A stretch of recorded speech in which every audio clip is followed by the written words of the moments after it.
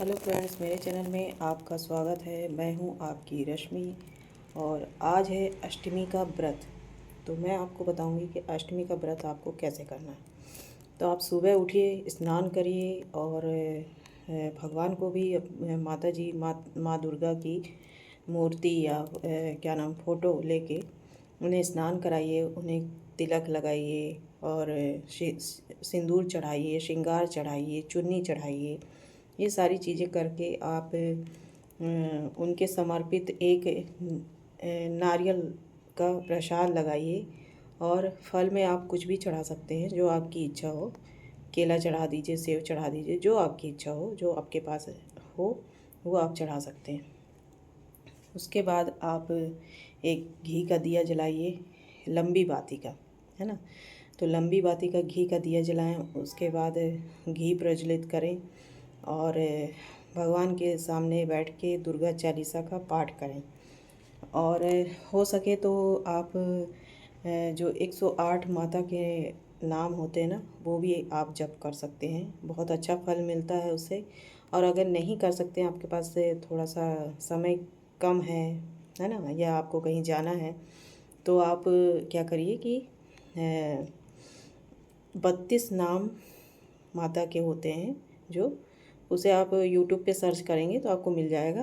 तो आप उसे 32 नाम के जाप करिए और उसके बाद आप अपनी बाकी पूजा जो भी रूटीन में जो करते हैं वो सब कर लीजिए और प्रसाद चढ़ाइए और पूरा दिन फास्टिंग व्रत करिए आप। और व्रत करने के लिए अब आपको शाम को खाने में क्या चाहिए। खाने में आप साबूदाना की खिचड़ी खा सकते हैं, सिंघाड़े के आटे की पूड़ी खा सकते हैं, आलू टमाटर की सब्ज़ी खा सकते हैं, है ना। और भी बहुत सारे आटे आते हैं, लेकिन सिंघाड़ा की आटे की जो पूड़ी या रोटी होती है ना, वो इस व्रत में ज़्यादा सही रहती है। इस व्रत में क्या, सभी व्रत में ऐसे ही खाना खाना चाहिए। या फिर आप साबूदाना की खिचड़ी खा लीजिए, या फिर आप साबूदाना का मीठा वाला बना लीजिए, साबूदाना की खीर बना लीजिए। भगवान को खीर भी, माता जी को खीर भी बहुत पसंद है, चावल की खीर। तो आप उन्हें अर्पित करिए, उन्हें प्रसाद के रूप में चढ़ाइए, लेकिन उसे आज खाइएगा नहीं, उसे आप कल खाइएगा, है ना, क्योंकि नहीं तो उससे आपका व्रत टूट जाएगा। तो ये सारी प्रक्रिया करके आप दिन भर उपवास करिए, फल वगैरह खाइए, फ्रूट खाइए, है ना। और चाय कॉफ़ी तो सभी पीते हैं, तो आप चाय कॉफ़ी पी सकते हैं, कोई दिक्कत नहीं है उसमें। और वही रूटीन का अपना शाम को पूजा करके, माता जी की आरती करके, और शाम को भी एक घी का दिया जलाइए, लंबी बाती का, है ना। गोल बाती का दिया नहीं जलाना है, लंबी बाती का दिया जलाना है। लंबी बाती का दिया जलाइए और माता जी की आरती करिए, पूजा पाठ करिए। और उसके बाद अपना आप जो भी फलाहार बनाए हैं वो फलाहार कर लीजिए, है ना। तो आपका आज सारा दिन का व्रत रहेगा। और कपड़ों में आपको पहनना है इसमें सफ़ेद रंग या गुलाबी रंग के कपड़े, है ना।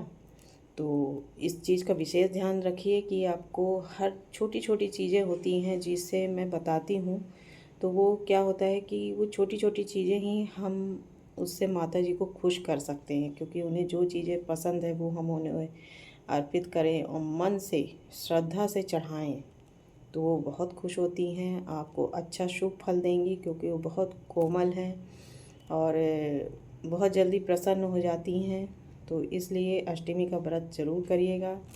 और साथ में राधा जी का भी, क्योंकि राधा जी जो है ना, तो वो माता जी का ही रूप है एक, है ना। तो आप साथ में राधा जी की पूजा करिएगा, क्योंकि राधा अष्टमी कहते हैं ना कि राधा अष्टमी है आज। तो राधा जी का वो व्रत बहुत लोग करते हैं, मैंने भी सोचा है करने के लिए। अब देखें मुझसे हो पाएगा। पिछले बार मैंने कह दिया था लेकिन मैं रह नहीं पाई थी, कर नहीं पाई थी, लेकिन इस मैंने अभी सोचा, मैं कह नहीं रही हूँ, हो सकता है कि मैं आगे ये व्रत करूँ। बहुत फलदायी व्रत होता है, इसके बारे में अगले वीडियो में मैं आपको ज़रूर बताऊँगी। और कल है रामनवमी, तो कल के वीडियो का मेरा इंतज़ार करिएगा। और कन्या खिलाना है आपको, कैसे खिलाना है, ये सारी चीज़ें मैं आपको बताऊंगी। और कन्या को प्रसन्न ज़रूर करना चाहिए, क्योंकि कन्या माता जी का रूप होती हैं। और जो लोग लेडीज़ें कहती हैं ना कि मैं 7-8 दिन मैं पूजा पाठ करी और फिर मैं पीरियड में आ गई, तो ये हम लोगों के लिए एक बड़ी समस्या है।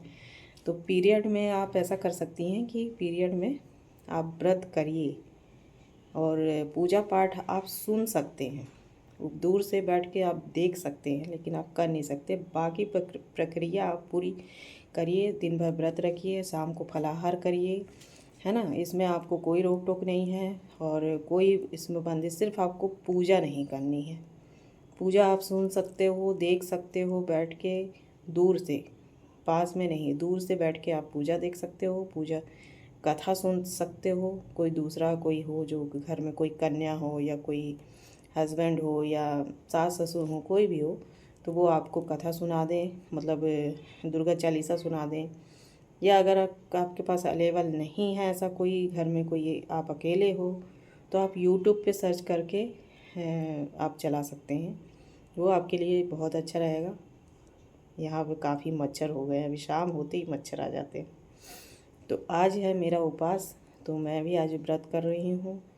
और कल रामनवमी है, कल सुबह जल्दी उठ के सब सारी तैयारियाँ करनी पड़ेगी। मैं कन्या घर में नहीं खिलाती हूँ, मैं बाहर जो है तो बच्चों को, जो भी मंदिर जाती हूँ ना, तो मैं वहाँ पे बहुत सारे लड़कियाँ मिल जाती हैं, तो मैं उन्हें पूड़ी उड़ी जो भी अपने जो भी घर में बनता है मैं वहाँ बांट देती हूँ। घर में मैंने कन्या खिलाना अब थोड़ा बंद कर दिया है, क्योंकि हो नहीं पाता, सुबह सुबह सब चीज़ करना और अकेले सारी चीज़ें करना वो नहीं हो पाता है, तो इसलिए मैंने घर पे बंद कर दिया है। मैं मंदिर में जाके बांट देती हूँ, वहाँ बहुत सारी कन्या मिल जाती हैं। तो आप भी ऐसा कर सकते हैं, अगर आपके पास कोई सुविधा नहीं है, कोई आपके घर, आपका घर छोटा सा है, या आप कोई भी रीज़न हो सकता है, तो अगर आप नहीं कर पा रहे हैं, घर पे नहीं खिला पा रहे हैं, तो आप मंदिर में, आपको छोटी छोटी कन्या मिल जाती हैं, आप वहाँ जाके आप उन्हें अपने हिसाब से पूड़ी चना, है ना, हलवा पूड़ी, ये सब आप बांध के, और उनके लिए एक दक्षिणा ज़रूर रखिएगा, है ना। और हो सके तो एक चॉकलेट भी रख दीजिएगा, क्योंकि माता कन्या उसमें बहुत खुश हो जाती हैं। चॉकलेट देख के तो वैसे भी बच्चे बहुत उछलते कूदते हैं, और साथ में दक्षिणा भी रख लीजिएगा। और ये सब सारी चीज़ें आप 9 कन्याओं को बांट दीजिएगा। और एक लंगूर भी होता है, तो एक लड़के को भी दे दीजिएगा, तो वो भी खुश हो जाएगा।